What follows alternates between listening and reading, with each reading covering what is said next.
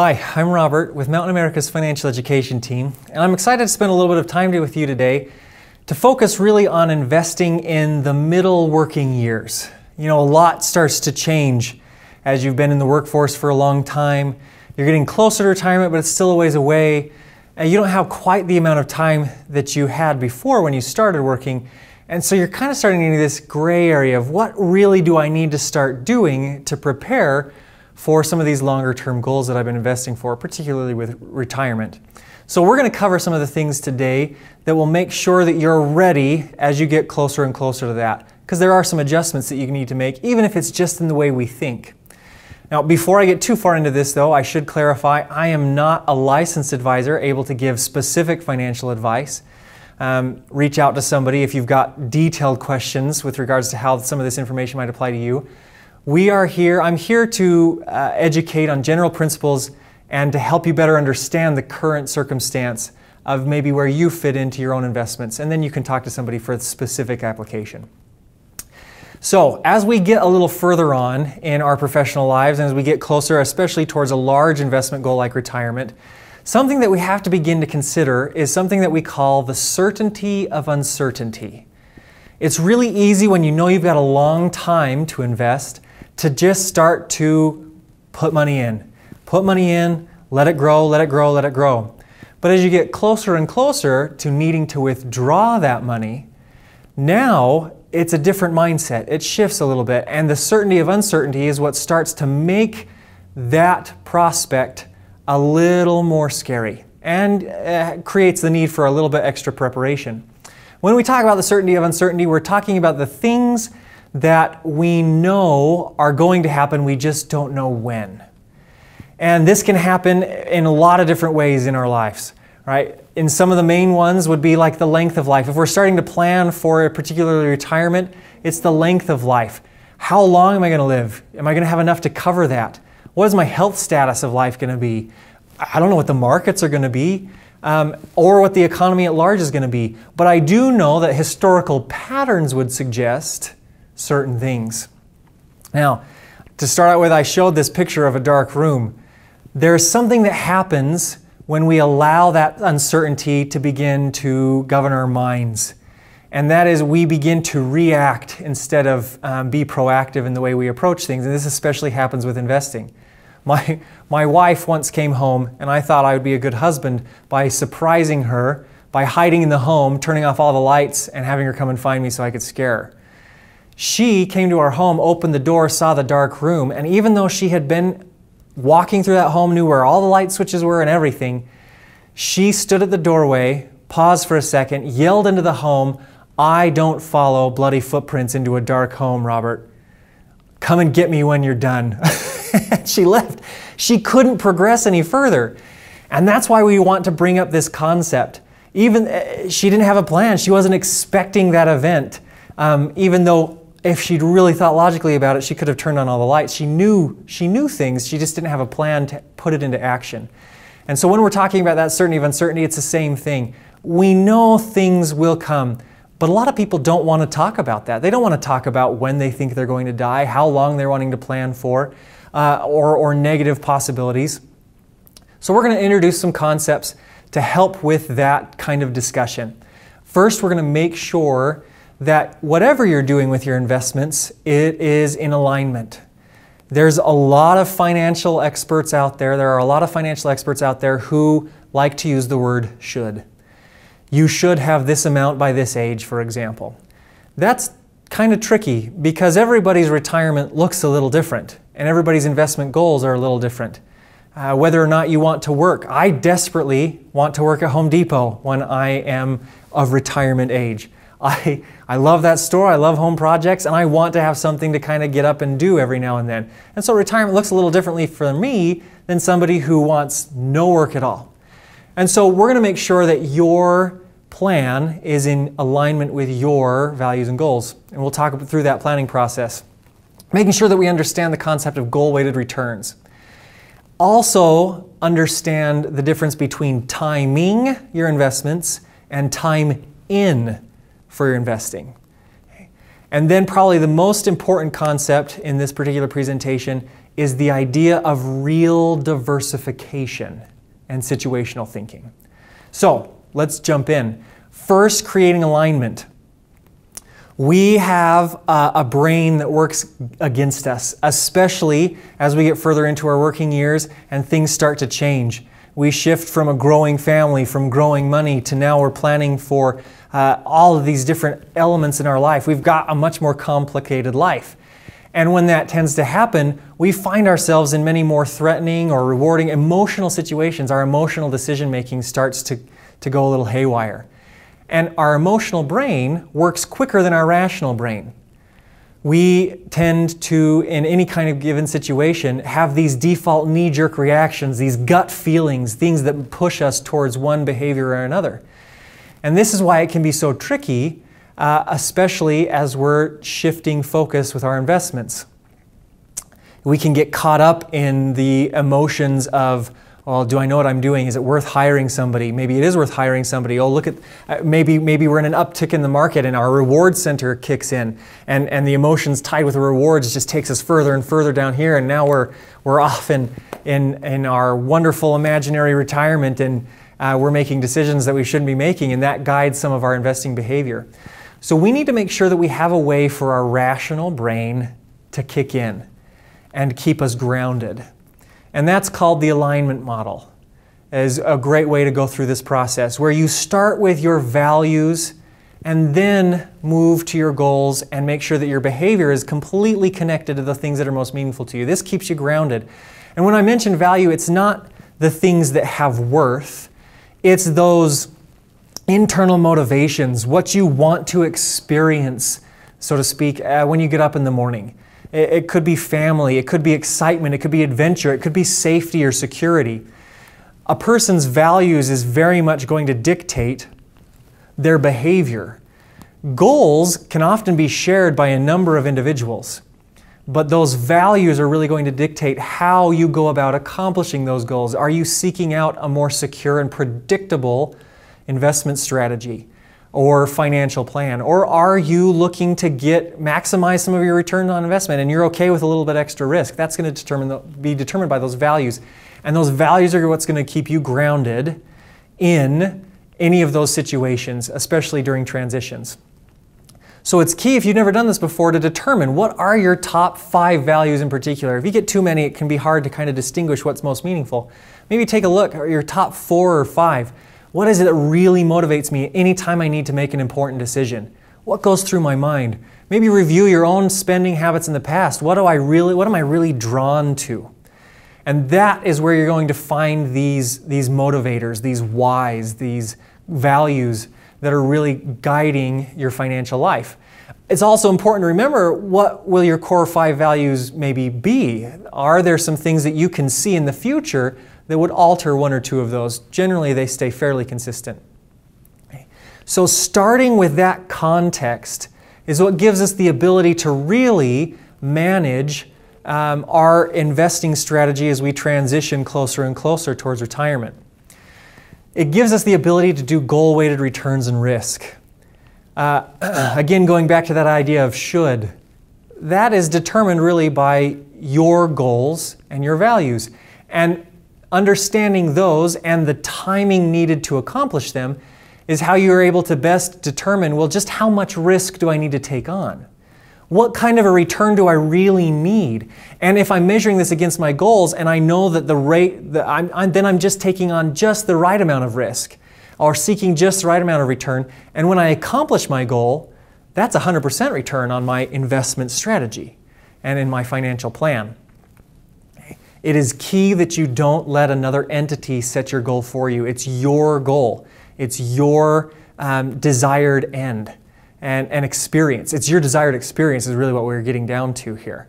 And your financial plan and your investment strategy should get you to your desired experience. I'll give you an example of this. Let's say you've got a goal to buy a family cabin before retirement. Maybe just to put a down payment on, or actually let's say you're going to buy it outright. You want to make sure you can do that in 9 years. That's your desired goal. And you currently have savings of $50,000 to put towards that, directed towards that particular cabin.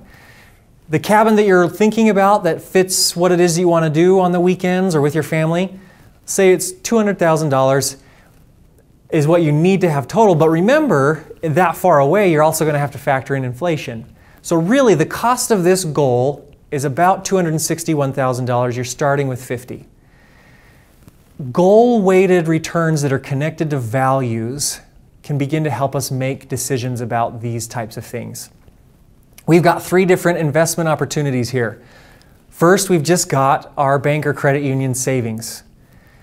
If we want to go this route, in order to get that $261,000, based on the interest that the small amount of interest that we might get in this entity, it's obviously very secure, but we're going to have to put in $254,000 of our own dollars. Over those 9 years, we can make up the other, and that's with a 0.5% return, which we're not getting in any kind of share savings right now. The other investment, the next investment, is a 4% investment. Maybe this is a bond or an ultra-conservative fund mixed. And you're getting, in this case, you have to put in $1,483 of your own money per month. Your total personal investment is a lot lower because your interest rate is a lot higher, but you're still putting in $210,000. The last investment is you're getting an 8% return. Maybe it's an aggressive stock mix. This one allows you to save only $1,000 a month. And you're putting in only $164,000 of your own money, and the other almost $100,000 is coming through investment growth over those 9 years. So which one's best? That is the tricky question to answer. The best is determined by your values. Maybe you're okay with a little bit of a swing. We can do this in 9 to 15 years, and so it's okay to maybe go a little bit more aggressive just in case the downturn happens at 9 years. The answer of which one is best, I can't answer. I can't tell you which one you should do. But this is the concept that we're trying to get you to think of, especially with these transitions, is, well, what are my values? And what are my goals that are connected to that? And what am I comfortable with pursuing as an investment or financial planning strategy? If you go in to talk with any professional and you have this clear in your mind, they can help you out a lot more easily. So, having that context clear in your mind, now we can begin to understand the effects of timing and what we call real diversification. Diversification is something that we can attain easily, fairly easily, within any investment account in the growth phase. But real diversification is just a little different than buying a mutual fund with 100 different companies in it from different sectors of business. Timing puts a little bit of a barrier in our way that we have to understand and overcome, especially if we're preparing to withdraw. Take a look at this table here. It can look a little complicated, but it's actually fairly simple. In this example, we've got a hypothetical investment, and over the 10 years of its performance, it averages 6% over 10 years. Some years it goes down, some years it goes up, but it averages 6%. Our starting balance is $500,000. And let's say you're getting ready to retire. Year 1 is your first year of retirement. You're having to withdraw. In this case, we're withdrawing 7% in order to meet your retirement goals. You'll see that on the first table, the negative years are first.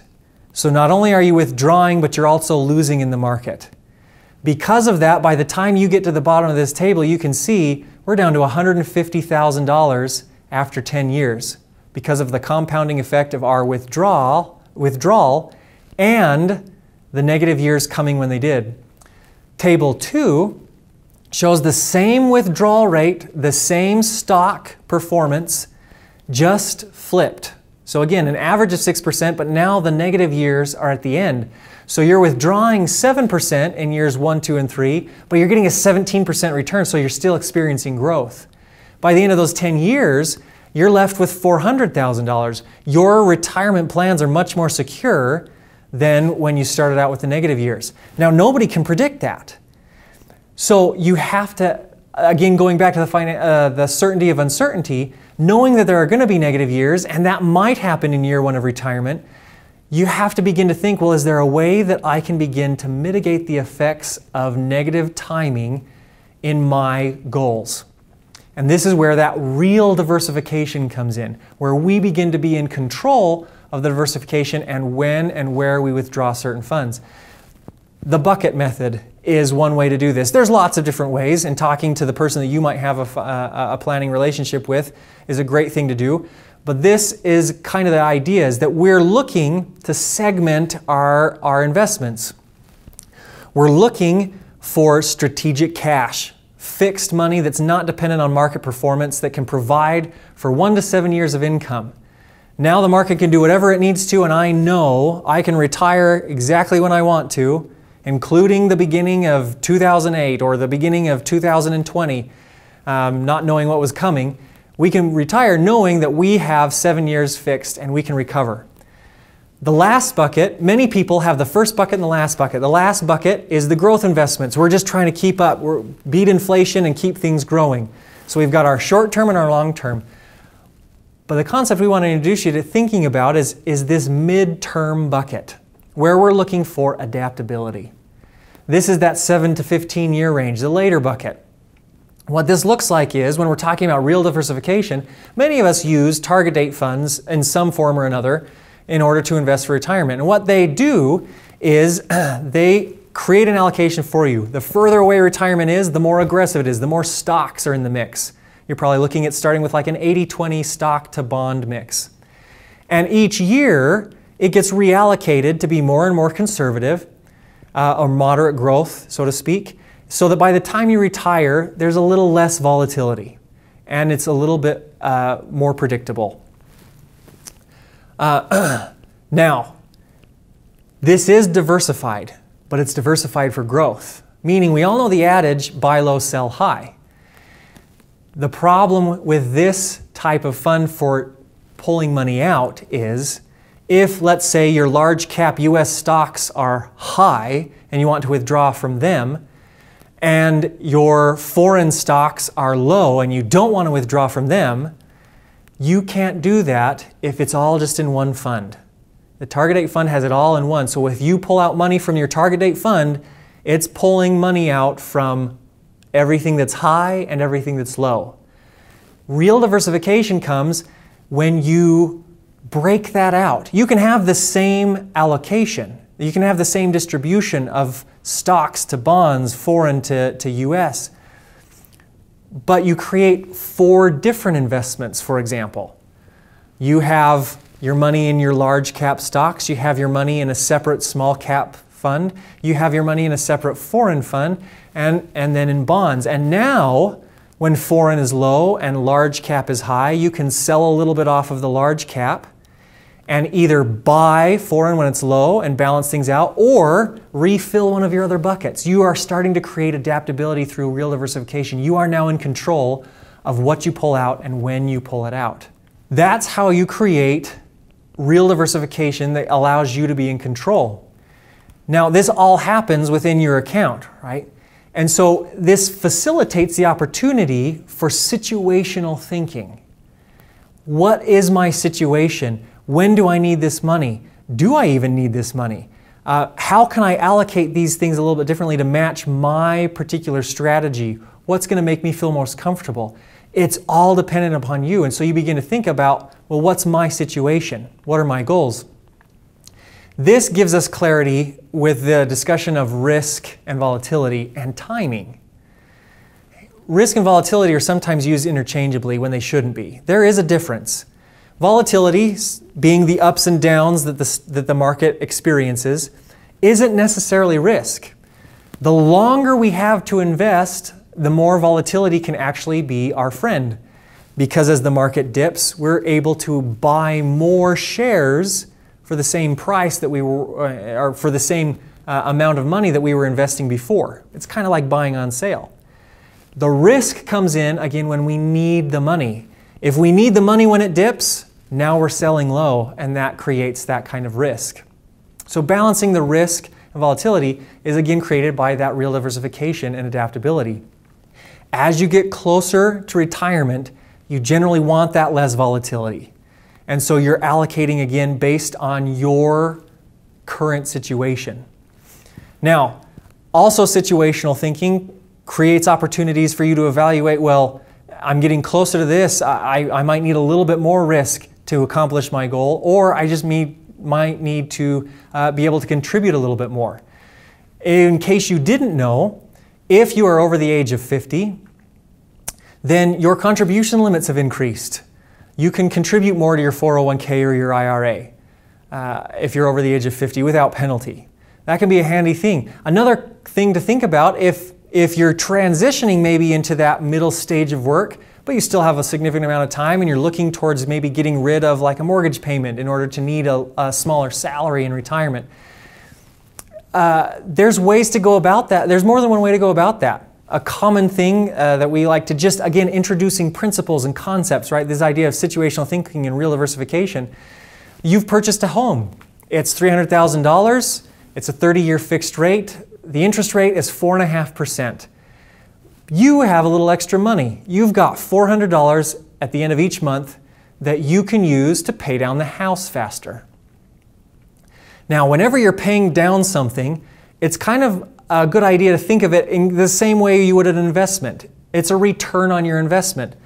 The faster you pay down your home, the less interest you pay. It's like getting a 4.5% return on that $400 a month. So what happens is, as you're paying that extra $400 a month, you end up saving, you pay off about 10 years faster, and you end up saving about $95,000 in interest. That's awesome. Another thing to consider, though, is what if you stuck that $400 into a Roth IRA? You've invested for that same 30-year term of the home, and you're now looking at tax-free withdrawal at the end, or after 59.5. If you even get a 0.5% higher in your investment for that 30 years, that compounding interest, you're looking at having about $300,000 in your Roth IRA. Now, I know some people that the idea of paying off a home, it's a guaranteed fixed process, that is more meaningful to them. They can't sleep at night if they know that that extra money that could be getting rid of debt is actually in the market going up and down.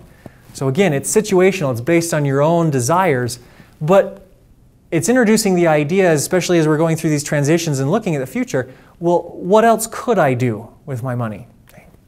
If you've never gone through this process, it's highly recommended that you really start to have these kinds of conversations and evaluate this. What salary do I want in retirement? What quality of living am I looking for? Is it more salary, less salary, or the same salary as now? Get that number, and then also evaluate what you're going to get from Social Security. Now, I know there's some uncertainty there. I hold a certificate in Social Security advice. It's not going away completely. It's not an all or nothing type thing. It'll probably be an all or something type thing. They'll probably make some adjustments, but for now, we can't predict that, so we evaluate what we can. If you go to ssa.gov, you can create an account where you can actually see, based on your earnings history, what you'd be getting, or use their calculator anonymously to figure it out based on what you know about your earnings history. But you take that amount, the remaining difference, multiplied by the amount of time you want to plan for. And this is that tricky and difficult discussion that you have to have. It's a certainty that we're all going to die. It's just uncertain when. So you have to have that conversation, and if you want any money left over. I don't. I want to take it all and use it all. But you might. And then you start to do the math. Well, now I know that the remaining difference, I need to be able to provide $27,800 of my own income in order to create the lifestyle that I want. Easy math, right? $556,000 I need in my investment account. But remember, inflation occurs, especially over a long term. So that purchasing power 30 years from now of $550,000 is actually probably going to be more like $1.8 million. Again, this kind of starts to help you direct this situational thinking, direct your risk versus return, what it is you're really looking for. When that's all clear, you can now begin to implement, as you get closer and closer to retirement, a retirement plan where you really are in a secure spot, a more secure spot to withdraw your funds. Generally, an advisor can especially be helpful in getting all of this in place. What you're taking a look at is you've got your goals in place, and you're going to have to start to look now at retirement needs versus retirement wants. Retirement needs being obviously food, water, and shelter, but also those emotional and mental things. You know, maybe you do need to go to the golf course at least once a week, even if it's a municipal golf course. Some of you might want the private one, whatever it might be. But distinguishing those, I do need to get out somehow. I need a hobby. And so you're looking for those retirement needs and retirement wants, and this allows you to then start to create fixed income to meet those needs.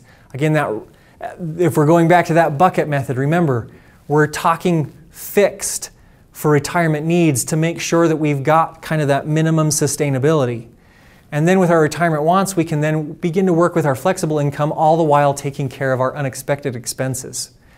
As you transition, as you're thinking about your retirement plan, as you're thinking about your investment strategy, these are the things that it's helpful to keep in mind as you're figuring out what needs to change or what maybe needs to stay the same. But you can approach that with a little bit more confidence. So remember to first align your goals and behaviors with your values. If you've never done that, make it clear. Ask yourself, what do I want retirement to look like?